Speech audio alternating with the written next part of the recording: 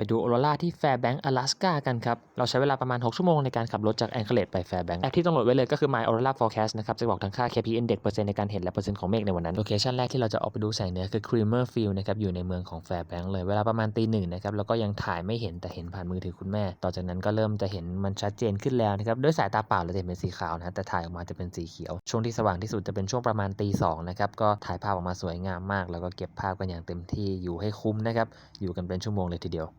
โลเคชันที่2ของเราก็คือเมอร์ฟี่โดมนะครับระหว่างทางจะเห็นแสงเหนือชัดเจนเหมือนกันข้างบนนี้ก็จะเป็นส่วนเรดาร์ของกองทัพอากาศนะครับเราจะเห็นแสงชัดเจนกว่าข้างล่างอีกแต่ว่าถ่ายภาพออกมาได้ไม่สวยเท่าข้างล่างเพราะว่าลมมันแรงมากวันที่2ตอนกลางวันเราก็ขับรถไปเที่ยวยังแคสเนอร์กราเซียไอซ์เคฟนะครับเป็นถ้ำน้ำแข็งที่สวยงามมากๆก่อนเราจะกลับมาลองล่าแสงเหนือกันอีกครั้งที่ชีน่าเลคนะครับก็จะอยู่ที่เมืองนอร์ทโพลใกล้ๆกับแฟร์แบงก์วันนี้เนี่ยค่า KP Index ดีกว่าวันแรกนะครับแต่เราเห็นแสงน้อยมากเพราะว่าเมฆมันเยอะ阿拉斯加ยังมีที่เที่ยวที่สวยงามและน่าสนใจอีกมากมายนะครับก็รอติดตามกันได้ในวอล์กฉบับเต็มที่ช่อง YouTube ไปกด subscribe กันไว้เลย